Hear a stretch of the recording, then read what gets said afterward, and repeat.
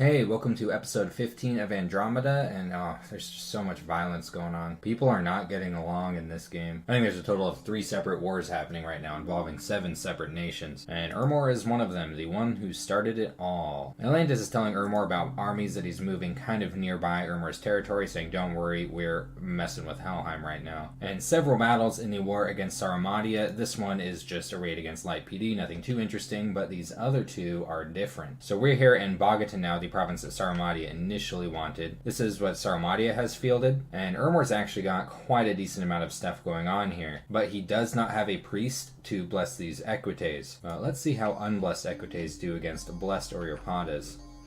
Dangerous move there by Sarmatia, almost lost his commander, did take 7 damage from that lance strike. But the Oreopatas moved through all 3 of the equites, and now they're just against a bunch of standard infantry. Archer fire coming back at the commander here. But these Oreopatas have no trouble fighting these infantry, even in large amounts. And Ermor's losing a lot of units in this fight, quite a bit of gold. So excellent engagement for Sarmatia, definitely very welcome for him, not so much for Ermor. And all Ermor has left is the Centurion and 3 of the Hastati, which did all make it back. And then the Battle of the Fields of Gold. This is where Sarmatia moved a shit ton of barbarian mercenaries on Ermor's main army. Can imagine that this probably isn't going to go too well.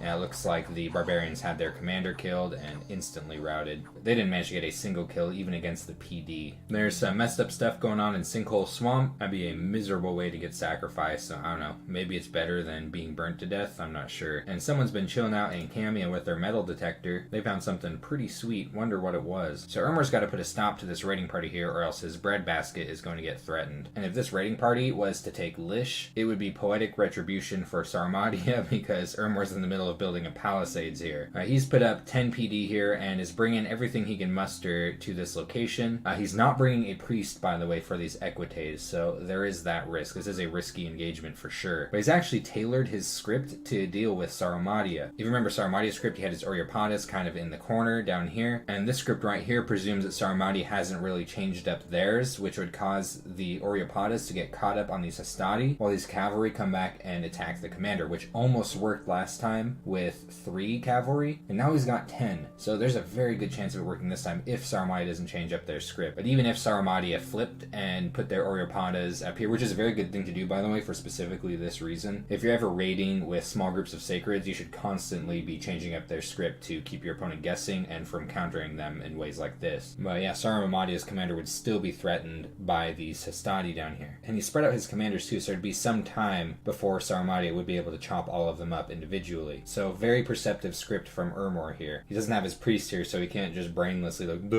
just smash these cavalry into the Oreopatas. He's got to think about this. He's also moving these Ictiids down into Underhome, and he doesn't have them defending Lish, which means he's probably fairly confident about this engagement working out against Sarmatia's raiding party. He doesn't have any net throwers in with his armored Ictiids, and he's fighting a mix of net throwing and armored Ictiids, so we'll see how that engagement goes. Not quite a mirror match. His main army is moving here to Tricia, and I'll have this smaller party here with a bunch of equites and an H3 priest at the Fields of Gold next turn. But because Sarmatia is screwing with Rust at the moment, this is pretty much all he's got going on over here for now, at least that Ermor can see. And this is pretty funny. He's actually distilling gold right now. He just reached Alteration 1 this turn, and he's immediately casting Distill Gold. And he'll be getting 17 gold per fire gem. I'm not sure how many fire gems he put into this, or if there's a way to check without doing some complicated turn-changing stuff. But yeah, when you're a nation that has enormous fire gem income, like this is an option for you. Sometimes you're in a situation where you just need gold more than fire gems, and I am supposing that Ermor has found himself in such a situation.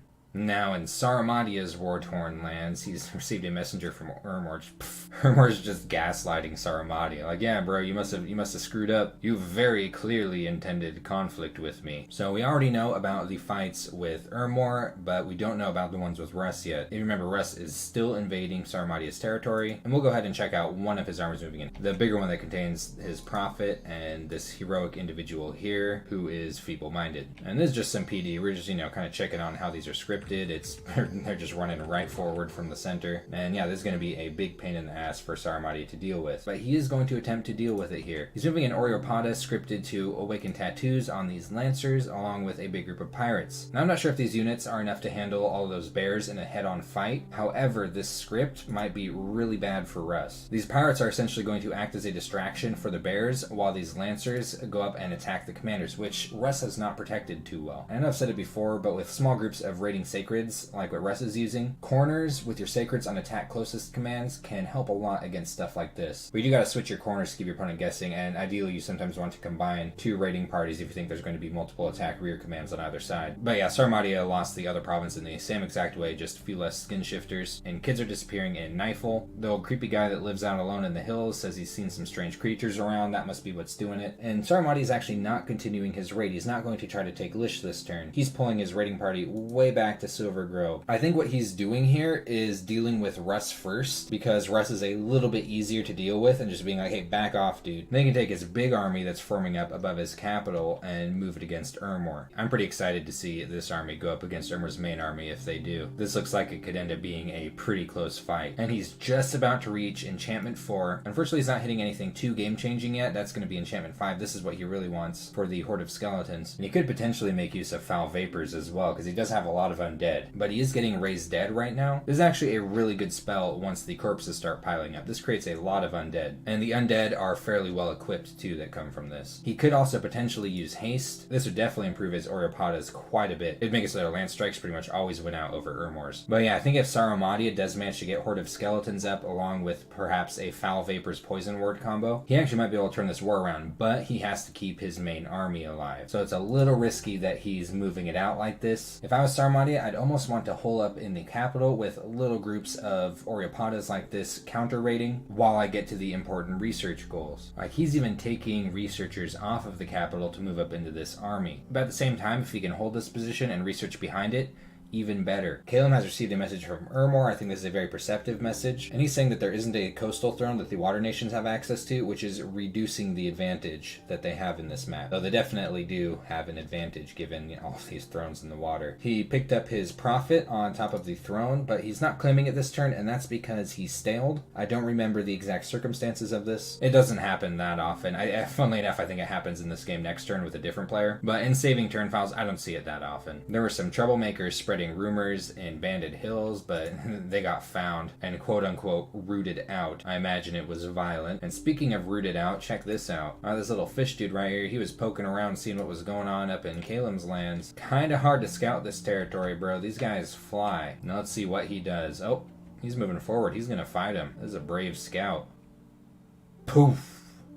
I guess it'd be kind of hard to run away from that. So kind of a bummer to see Calum Staling again. He at least has some repeated recruitment checked. He didn't have his Corpse Man construct set to cast it monthly though, so he's missing a turn on that. This is a Corpse construct, by the way, for those of you that don't know. A big naked undead unit has a actually pretty decent amount of HP, but the really cool parts about these units is that in addition to the cold resistance and poison resistance that they also have 15 shock resistance, which makes them pretty hardy when you're spamming tons of shock damage evocations as Calum or other heavy air nations. And they're also overcharged, which is kind of like the charged body, bless, or spell. When you smack this unit, it shocks you. So a really good unit to free spawn, and you get them quite efficiently when you have lightning rods and especially storm spools in addition to that. But yeah, due to the stale, not so much to talk about this turn. I mean, he's the only one that isn't at war anyway, probably the best person to stale out of anyone in this game. And we'll have more to talk about next episode with Calum. And Helheim has received a message from Sarmatia. Sarmatia's like, help! And he's sharing the bless that Ermor has with Helheim, but Helheim already knows about this the hard way. And from Atlantis, Helheim has basically received a message of pure rage. You can read it if you like, but the summary is that Atlantis loathes Helheim. Now, if you remember last turn, Atlantis decided to move on to Helheim's capital. Yeah, let's see how that went.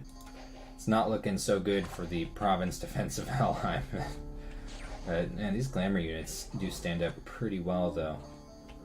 But yeah, overwhelmed by fish dudes. And now Atlantis is sieging Helheim's fort. What a pain in the butt. But Helheim has enough bands of sacreds moving around that this is not going to be hard for him at all to clean up. Just a minor inconvenience. He's got this moving to the coast is going to be a huge pain in the butt for Atlantis if he's planning on moving more units up in here. This is going to take care of what's on top of his fort. He's got this little group of sacreds moving to the forest here. By the way, this is kind of that corner script that I'm talking about with small groups of sacreds. This one's pretty good for protecting the mage that's blessing them compared to other more like central scripts. Look at the movement on these units. That is just insane. He's got 2 more months left on the Palisades on the throne here, which is good. Atlantis isn't going to be able to get there in time to interrupt that if Atlantis wanted to, nor would he really be able to. Like if Atlantis moved here the next turn, like there'd be a big pile of hell hurtings on this throne, I'm sure of it. And the fort went up on his Sage province. He's upgrading it immediately and is moving his mage over to build a lab there. Not a whole lot going on with Russ's messages. We already know the results of these battles from Saramatia's turn. It looks like he's going to continue raiding with the smaller one, but he's moving this larger party into Fairy Forest, perhaps to possibly confront whatever's coming up from here, which is pretty brave. That looks really icky. But maybe he's really confident in his bears, though I'm personally a little more concerned with his script. He has done a pretty big PD dump here, though, which I don't think Sarmatia is expecting. He's actually putting quite a bit of PD in these provinces, and I actually think this is a bit of a mistake. Like, he doesn't have a lot of gold, and if you look here, like, he's not recruiting a mage on his capital this turn. That's really bad. Outside of turns where you're occasionally building in Palisades in the early game, sometimes you almost never ever want to have your capital commander recruitment empty. He is getting a mage out of Midland at least, but you know, he built a temple here. I was presuming maybe to start building up some Jade Maidens, but he doesn't have enough gold for these. This is just so much gold here. Now this province defense here though might actually end up saving him, funnily enough, because if you remember, Sarmatia had the pirates and the lancers moving into this province, but that's a pretty niche situation, and a lot of times all these provinces with 10 PD, like they're gonna go down anyway, even if they had 6 PD, even if they had 20. So a lot of gold, and Russ really needs gold right now. Still has a bit to go on the way to Alteration 5. He is going to, however, hit Alteration 4 soon in a couple of turns, and he's going to get access to Swarm here, which he could end up using in his war. This can be a really good way to harass and fatigue elite units, and can also be a decent counter to thugs, though we aren't really seeing any of those yet. So Hinam's got a bit of a pain in the ass to deal with this turn. Let's check out his messages first. He's received a message from Sarmatia reporting on Russ's Bless. Atlantis is upset because Hinam did not offer what he wanted in exchange for Water Breathing Ring, though I remember Hinam offering quite a bit. I'm thinking maybe that Atlantis is referring to military intervention with Rilia. I guess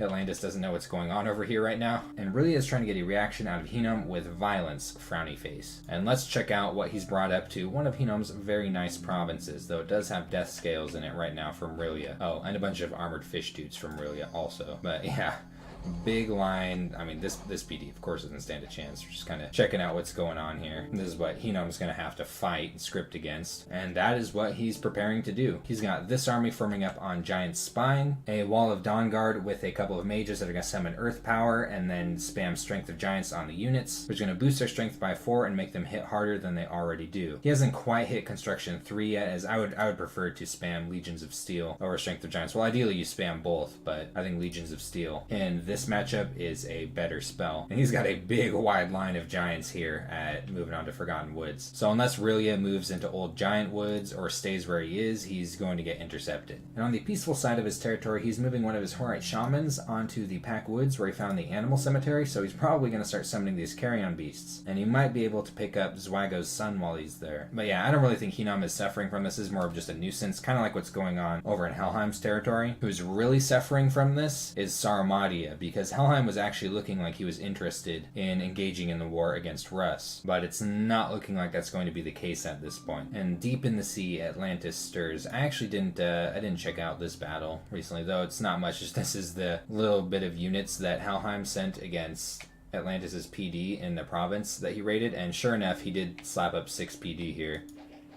So I think Helheim was taking a chance that maybe Atlantis didn't take a lot of PD here, though honestly this fight ended up being kind of close anyway against 6 PD. These Glamored units have been performing pretty well in recent episodes, but you know, not quite enough to take it back from Atlantis. And Atlantis is in fact moving toward this throne. It's pretty ballsy. He's also got this army, which is actually decently sized, moving up into Lake Eternal, which is going to be closer to Helheim's territory. Might end up raiding with that. And here's the crazy shit. He's got a Basalt King moving up into one of Helheim's provinces. Like, whoa. Yeah, he's trying to thug this. Oh man. I was just silent for like a a minute straight while thinking about what to say about this. Like, you know what? This is cool. This is the first attempt at thug raiding in the game. At turn 16, we haven't seen any thugs yet. So, okay, this is the first thug. Officially, we have one. Now, this is a 445 gold, slow to recruit, capital only unit. It's not wearing any armor. It's wearing nothing. So he's pushed it way up front. He's giving it 4 strength. He's then going to cast Earthmeld once. So he's going to slow down some units that are getting close to him, and then he's going to cast Stone Skin, which is going to boost his protection by 2. Now, if you absolutely must do this, and I do not recommend that you do this because, I mean, this is so much gold here, and it's probably going to die. If it does manage to take this province, you know, like, I hope you're running back with it because this thing's going to get chopped up by Hellheerdings. And then you just lost 2 turns of capital recruitment and 445 gold. Like, move it back, cast Stone Skin first, so that if projectiles are involved, it at least has that protection boost. Then cast Earth Might, if you must. Don't cast Earth Meld at all. But ultimately, you know, don't do this. Until you could build equipment for him, then yeah, absolutely do this. These things are tough as shit when they're fully equipped. These things can take on small armies by themselves. But just naked like this, oof. Still, it's going to be really fun to watch. And you know what? Atlantis doesn't need gold that much anyway. He has a prospector genius in his lands. He has all of the gold he needs. But yeah, personally, I think this psychology is really interesting to see with players that don't have as much multiplayer experience. They approach the game in such a different way. You know, at times where it might be really frustrating to watch, like, it's really interesting and fun. Like, how often do you see stuff like this going down? Like, Helheim must be like, what the fuck? And it is causing some damage to Helheim too. I mean, you know, he's got Hellheerdings moving here next turn, I think about 5. So it would be cool to see if these can chew them up, though I'm a little worried about this script. But you never know, Atlantis might just chad through this next turn. We'll have to wait and see. And really, his phone is just ringing off the hook. He's got 15 blood slaves from Sarmatia. He's like, oh, I got no use for them. You can have them, bro. Which I don't entirely agree with. Sarmatia could have some use for blood slaves. He does have at least 1 blood mage that's capable of entering Sabbaths, and that could potentially be really useful for him in a fight. Calum says, nah, I don't want to fight with Hinnom, at least until I get more research completed. And he seems to be appreciating his peaceful border with Hinnom, at least at the moment. I think this is a really good diplomatic message from Helheim. He's informing Rilia that he has destroyed a pretty good-sized army of Atlantises, and another one is tied up in invading Helheim's lands, and is saying that those aboleths could be really nice in a war against Atlantis, especially when Atlantis is taking so many losses. He's also telling Rilia that he doesn't really stand a chance against Hinnom, which honestly, you know, it's kind of true at this stage in the game. He has no way of getting his Mind Blasters onto land at the moment, where they would be more effective, and even if he could, it would still be really, really challenging to fight Hinnom. So I think Helheim is doing a really good job at trying to pull at the strings and get what he wants, which is really to attack Atlantis, so that he can stop dealing with that shit. And Hinnom's message to Rilia basically amounts to, nope, I'm coming, you're not getting none of my land. And Atlantis is poking fun at the landlubbers here. He's just like, look at all of them cry and whine. If we ever fight, let's act tougher than them. Rilia has found yet another magic site. He's finding so many of these. This produces a water gem a turn, and it actually increases magic scale here. I haven't seen it do it yet, but I think what this means is that this could end up with M3 on this province, which might make it a good province for research.